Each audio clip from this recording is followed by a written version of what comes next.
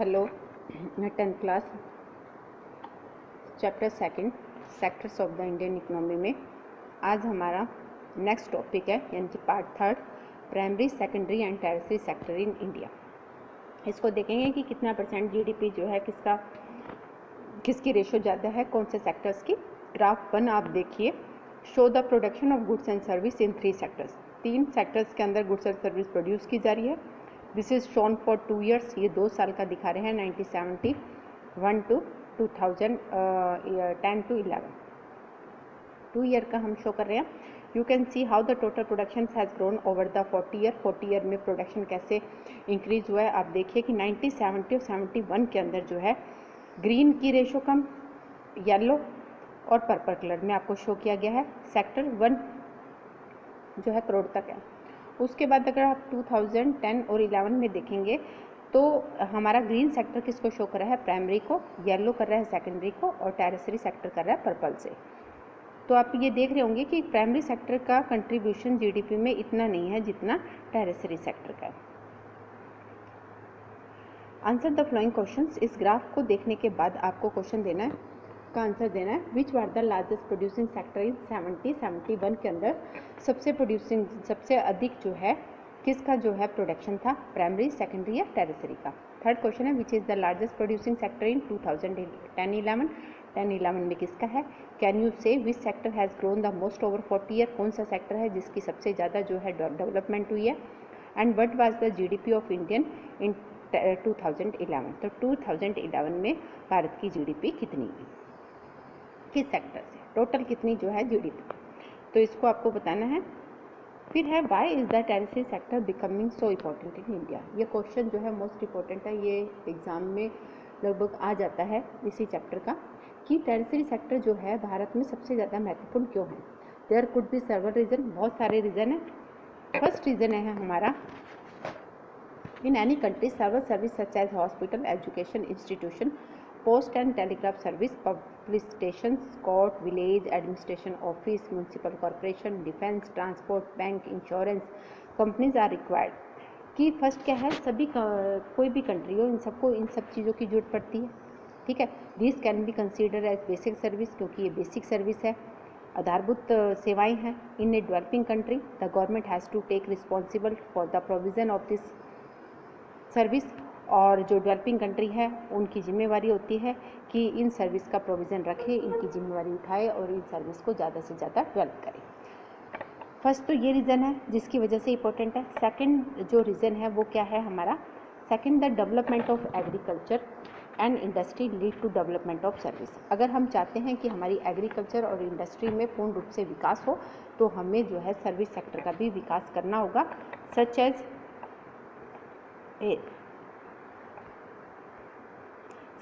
Transport, trade, storage and the like, as we have already seen. हम already seen कर चुके हैं कि एग्रीकल्चर और इंडस्ट्री की डेवलपमेंट के लिए हमें किन किन चीज़ों की जरूरत पड़ेगी। हमें कम्युनिकेशन की भी जरूरत पड़ेगी, हमें क्या कहते हैं, एजुकेशन भी अच्छी होनी चाहिए, ट्रांसपोर्ट, ट्रेड, स्टोरेज यानी कि गोडाउन वगैरह, इन सब की भी जो है बहुत ज़्यादा ज़रूरत है। Greater the development of primary and secondary sector more would be the depend for such service. अगर हम चाहते हैं कि हमारी एग्रीकल्चर और सेकेंडरी सेक्टर जो है मोर डेवलपमेंट हो तो उसके लिए हमें सर्विस की डिमांड और ज़्यादा ज़रूरत है। बैंक है, फाइनेंसर की ज़रूरत हमें पड़ेगी, तो इन सब चीज़ों को डेवलप करना ज़रूरी है। थर्ड जो है रीज़न है एज इनकम लेवल राइज। अगर हम टेरिटरी सेक्टर को इंक्रीज़ करते हैं, एग्रीकल्चर और इंडस्ट्री सेक्टर को डेवलपमेंट करते हैं तो उससे क्या होगा, इनकम लेवल राइज होगा। Certain sections of people start demanding many more service like eating out, tourism, shopping, private hospital, private school, professional training extra. अगर इनकम लेवल राइज होता है तो लोगों की डिमांड और ज़्यादा बढ़ेगी, उन्हें रेस्टोरेंट चाहिए अच्छे, प्राइवेट स्कूल चाहिए, प्रोफेशनल ट्रेनिंग सेंटर चाहिए, private hospital, shopping malls, tourism, इन सब चीज़, तो इन सब को भी जो है इंक्रीज़ करना पड़ेगा। You can see this change quite sharply in cities, और आप ये देख भी रहे हैं कि शहरों के अंदर जो है अब ये इंक्रीज़ होता जा रहा है। प्राइवेट स्कूल जो है बहुत ज़्यादा ओपन हो चुके हैं, प्राइवेट हॉस्पिटल है, मॉल्स हैं, ट्रेनिंग सेंटर्स हैं, तो ये जो है इसकी डेवलपमेंट हुई भी है और इससे काफ़ी लोगों को रोज़गार भी मिलता है और इनकम लेवल राइज होती है। इनकम लेवल राइज होने से क्या होता है, लिविंग ऑफ स्टैंडर्ड भी इम्प्रूव होता है। फोर्थ जो रीज़न है कि टूरिज़्म क्यों इम्पोर्टेंट है, फोर्थ रीज़न है ओवर द पास्ट डिकेड और सो, अगर हम पिछले दशकों की बात करते हैं तो certain new service such as those based on information and communication technology have become important and essential. अगर हम आज की बात करें, अगर देखते हैं पास्ट डिकेडियन की पुराने दशक की बात, हिस्ट्री की बात करते हैं तो उस टाइम उसके कंपैरिजन में आज जो है बहुत सारी सर्विस जो है नई नई लॉन्च हो चुकी है, न्यू सर्विस जो है इंट्रोड्यूस हो चुकी है, जैसे based on IT, information and communication technology, जो है मोस्ट इम्पॉर्टेंट और जो एसेंशियल आवश्यक भी हो गई है। The production of this service has been rising rapidly, और इन सर्विस की प्रोडक्शन भी जो है इंक्रीज हुई है। चैप्टर नंबर 4 में हम करेंगे कि वी शैल सी एग्जाम्पल, नई सर्विस कैसे एक्सपेंड हुई है, उसके क्या क्या रीज़न हैं, इसको विद एग्जाम्पल हम पढ़ेंगे। है वर ये 4 रीज़न तो हैं ही, इसके अलावा और भी बहुत रीज़न है जिसकी वजह से टूरिज़्म जो है मोस्ट इम्पॉर्टेंट है भारत के लिए।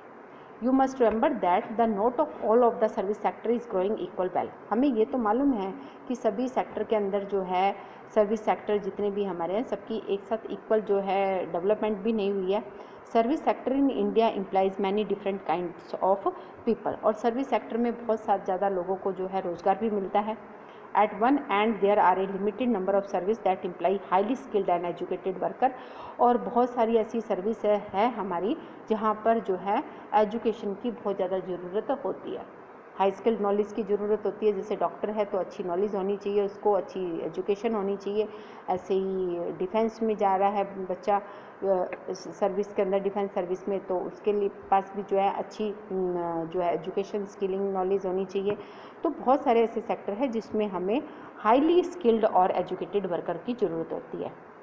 At the other end, there are very large number of workers engaged in service such as small shopkeeper, repair person, transport person, extra, और बहुत सारी हमारी पॉपुलेशन का बहुत सारा जो पार्ट है वो इन छोटे छोटे दुकानदार, रिपेयर पर्सन, ट्रांसपोर्ट पर्सन, इनमें लगे भी हुए हैं। उसमें ज़्यादा एजुकेशन की भी जरूरत नहीं पड़ती है।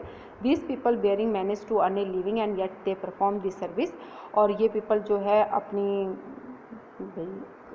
ज़िंदगी गुजार भी रहे हैं, मतलब कम इनकम होती है इन लोगों को, और they perform this service become no alternative opportunity for work are available for them, और ये सर्विस ये इसलिए भी कर रहे हैं क्योंकि इनके पास और कोई अल्टरनेटिव ही नहीं है कि किसी और प्रकार की जॉब कर पाए।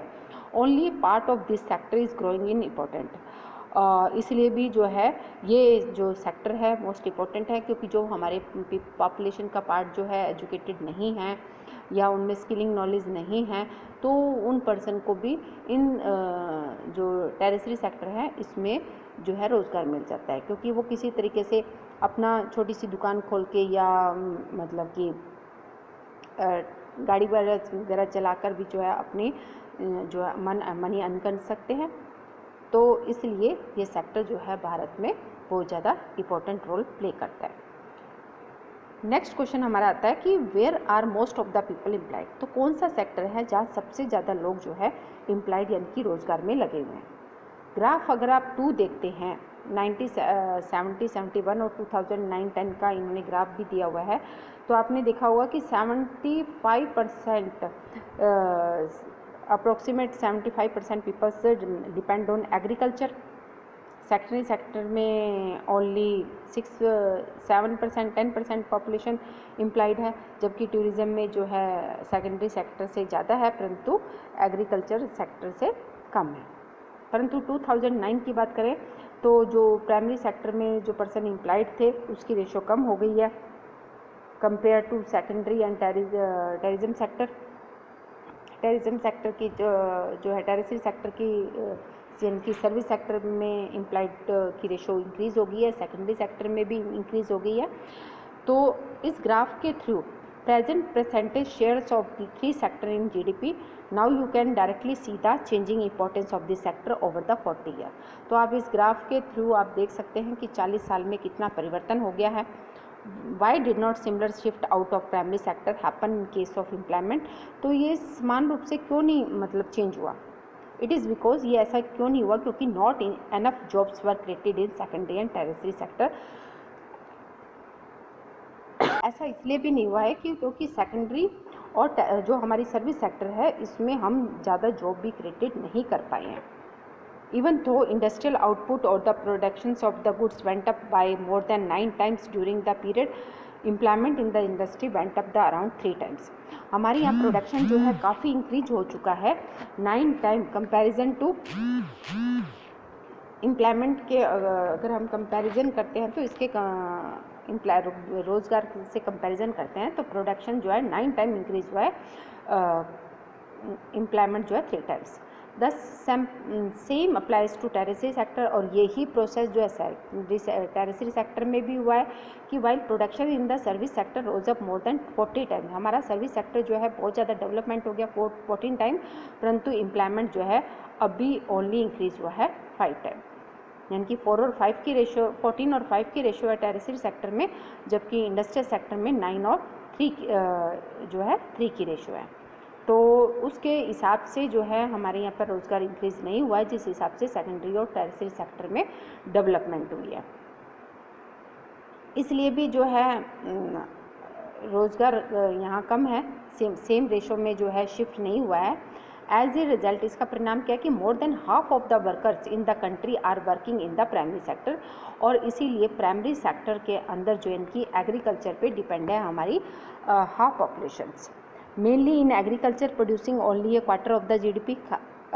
केवल जीडीपी में अगर हम कंट्रीब्यूशन देखें तो एग्रीकल्चर का 1/3 पार्ट जो है एग्रीकल्चर से जो है कंट्रीब्यूशन हो रहा है जीडीपी में. In contrast to this the secondary and tertiary sector produce 3/4 of the produce where they employs less than half the people. और सेकेंडरी और टेरेसरी सेक्टर में जो है 3/4 जो है कंट्रीब्यूशन है जीडीपी में, परंतु उसके हिसाब से हमारे यहाँ पर रोज़गार हाफ ऑफ द पॉपुलेशन से भी कम जो लोग हैं वो इस सेकेंडरी और टेरेसरी सेक्टर में एम्प्लॉयड है. डज दिस मीन, तो क्या इसका मतलब ये है कि the worker in agriculture are not producing as much they could. इसका मतलब क्या ये है कि एग्रीकल्चर में जितने आदमी लगे हुए हैं उस हिसाब से जो है प्रोडक्शन नहीं हो रहा है. But it mean that there are more people in agriculture than is necessary. इसका अर्थ ये है कि एग्रीकल्चर में जितने आदमियों की ज़रूरत है उससे ज़्यादा लोग जो है एग्रीकल्चर का वर्क कर रहे हैं.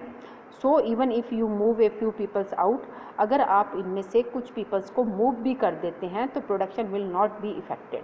तो प्रोडक्शन जो है इफेक्ट नहीं होगा, क्योंकि एग्रीकल्चर में जहाँ हमें 8 आदमी की ज़रूरत है एक लैंड पर, वहाँ 15-15 आदमी काम कर रहे हैं. अगर हम उन 7 आदमियों को हटा भी देते हैं तो भी हमारी प्रोडक्शन में किसी प्रकार की कोई भी कमी नहीं होगी. The workers in agriculture sector are under employed. और इस प्रकार के वर्कर जो है, अदर वर्ड में हम कह सकते हैं कि जो वर्कर एग्रीकल्चर में इस समय एम्प्लॉयड है, यानी कि जिनको रिमूव भी किया जा सकता है, वो सब क्या है, अंडर एम्प्लॉयड के अंदर आते हैं. For instance take the case of smaller farmer. हम एक स्मॉलर फार्मर का केस लेते हैं, Lakshmi. Owing about 2 hectare of unirrigated land depend only rain and growing crops like jowar and arhar. एक लक्ष्मी है स्मॉलर फार्मर जो कि उसके 2 हेक्टर भूमि है, परंतु अनइरिगेटेड है, जिनकी सिंचाई के साधन नहीं है. वो बरसात पे ही डिपेंड है कि बरसात होगी तो वो प्रोडक्शन करेगी. और वो अपने यहाँ पर जो क्रॉप्स ग्रो करती है वो करती है ज्वार और अरहर. All 5 member of her family works in the plot through the year. पूरे साल जो है उसकी फैमिली में 5 मेंबर है, 5 मेंबर जो है खेतों में काम करते हैं. क्यों कर रहे हैं? They have no ever allowed to go for work. क्या उनके पास वो कहीं और भी काम के लिए जा सकते हैं? You will see that everyone is working. आप देख रहे हैं कि प्रत्येक 5 आदमी जो है खेतों में काम पे लगा हुआ है. ठीक है, नॉन रिमेन आइडल, कोई भी फ्री नहीं बैठा हुआ. But in actual fact that their labour effort get divided. Actual fact क्या है कि लेबर वर्क जो है, एफर्ट जो है डिवाइड है. Each one is doing same work but no one is fully employed. Labour effort gets divided. Efforts को divided किया भी जा सकता है और वो काम कर भी रहे हैं, परंतु क्या हो क्या रहा है कि one is doing some work but no one is fully employed. हर कोई आदमी काम कर रहा है परंतु फुल्ली एम्प्लॉयड भी नहीं है, पूर्ण रूप से रोजगार भी नहीं है. This is the situation of under employment. तो ये सिचुएशन क्या कहलाएगी? अंडर एम्प्लॉयमेंट की सिचुएशन कहलाएगी. Where peoples are partly working, जहाँ लोग जो है काम तो कर रहे हैं but all of them are made to work less than their potential. परंतु जितना उनके हिसाब से प्रोडक्शन होना चाहिए उस हिसाब से नहीं हो रहा. This kind of underemployment is hidden in contrast to someone who does not have a job and is clearly visible as unemployed कि अंडर एम्प्लॉयमेंट क्या है कि काम में तो लगे हुए हैं, हम उनको बेरोजगार भी नहीं कह सकते एक तरह से, क्योंकि वो काम कर रहे हैं परंतु उस हिसाब से उसकी प्रोडक्शन नहीं हो रही है, तो ये एक प्रकार से छुपी हुई बेरोजगारी जो है वो दिखाई दे रही है। It is also called disguised unemployment, और ऐसी बेरोजगारी को हम डिस्क्यूज यानी कि छुपी हुई बेरोजगारी भी कहते हैं, यानी कि काम कर रही हैं परंतु जरूरी नहीं है उन लोगों का काम करना, अगर उनको रिमूव भी कर दिया जाए तो भी प्रोडक्शन पर किसी प्रकार का कोई भी इफेक्ट नहीं होगा, तो ये एक प्रकार से हिडन अंडर एम्प्लॉयमेंट के अंदर आते हैं, यानी कि छुपी हुई बेरोजगारी के अंदर ही ये इंक्लूड होते हैं। नाउ स्पॉजिंग ए लैंडलॉर्ड, ये तो लक्ष्मी वाला केस हो गया कि जिसमें एक स्मॉल फार्मर है, 5 वर्कर काम कर रहे हैं, 2 हेक्टर भूमि ही है और सभी जो है काम कर रहे हैं परंतु उस हिसाब से प्रोडक्शन भी नहीं हो पा रहा, इन इरीगेटेड लैंड है, कोई सिंचाई का साधन नहीं है, बरसात पर डिपेंड है, तो इस प्रकार से जो अदर फैमिली वर्कर है वो एक प्रकार से डिस्क्यूज अनएम्प्लॉयमेंट के अंडर आते।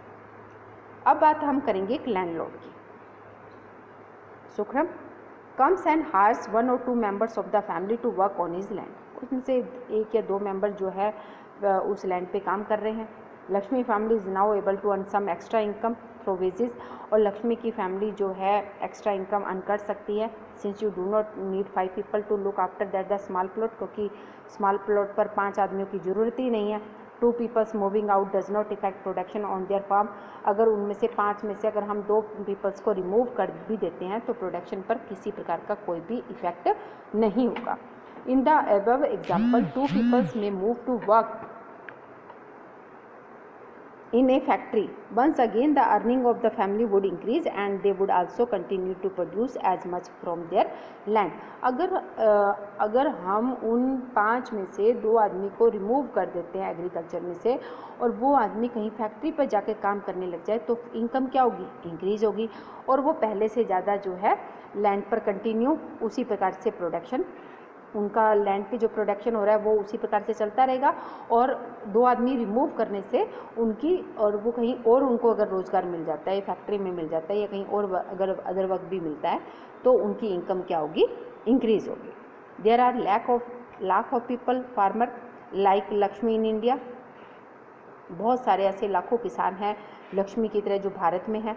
This mean that even if we remove a lot of people from agriculture sector and provide them with proper work last year, अगर हम, इसका अर्थ ये होता है कि अगर इन लोगों को, जो लाखों संख्या में जो है किसान जो अपने खेतों में काम कर रहे हैं, उनमें से अगर हम कुछ पीपल्स को एग्रीकल्चर सेक्टर से रिमूव कर देते हैं और उनको कोई और सर्विस प्रोवाइड करवा देते हैं तो एग्रीकल्चर पर प्रोडक्शन जो है बिल्कुल भी सफ़र नहीं करेगा, किसी प्रकार का कोई भी इफेक्ट नहीं आएगा। The income of the people who take up of other works would increase the total family income, बल्कि क्या होगा कि एग्रीकल्चर पे किसी प्रकार का कोई इफेक्ट नहीं होगा परंतु उनकी इनकम जो है इंक्रीज हो जाएगी, टोटल फैमिली की इनकम जो है, यानी कि पहले वो अगर उस एग्रीकल्चर से 10,000 रुपये ही कमा रहे थे और उनमें से हमने 2 पीपल्स को हटाकर कोई और सर्विस उनको दिलवा दी है तो वो लोग भी इनकम कमा कर आएंगे, 10,000 तो वो इनकम आएगी। अगर हम उन 2 पीपल्स को रिमूव भी कर देते हैं तो एग्रीकल्चर की प्रोडक्शन पर किसी प्रकार का कोई इफेक्ट नहीं पड़ेगा, उनकी जितनी इनकम हो रही थी उतनी ही हो रही है, प्रोडक्शन जितना हो रहा है उतना ही हो रहा है, परंतु उनको एक्स्ट्रा और इनकम मिल जाएगी अगर कहीं उनको और सर्विस मिल जाती है।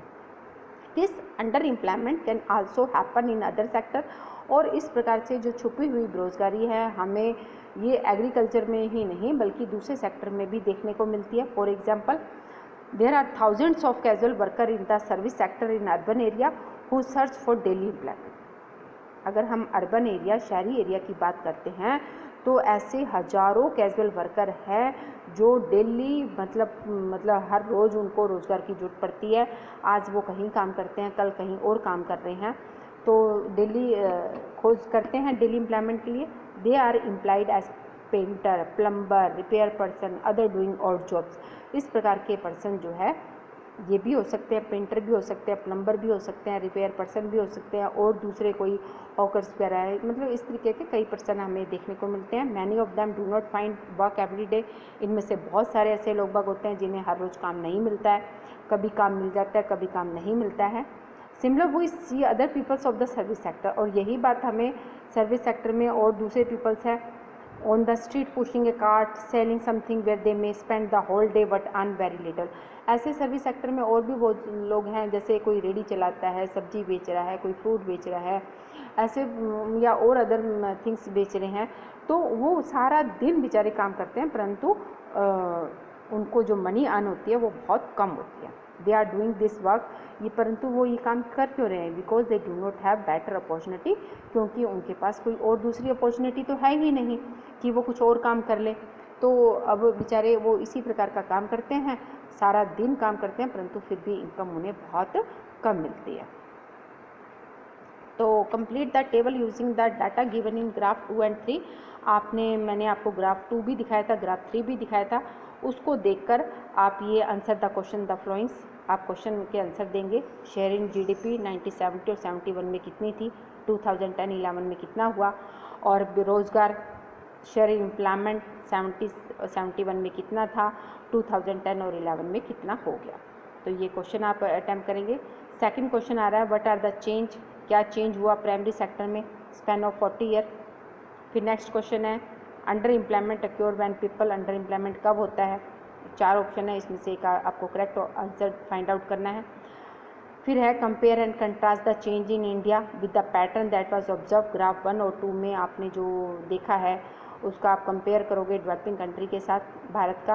व्हाट काइंड ऑफ चेंज, किस प्रकार का परिवर्तन आया है between sector were desired but did not happen in India, and why should we worried about under employment, और अंडर एम्प्लॉयमेंट के प्रति हम क्यों चिंतित हैं।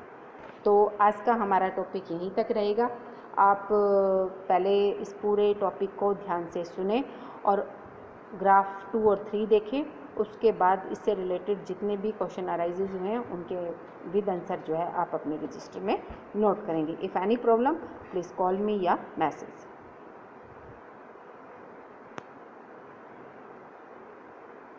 But complete your work timely.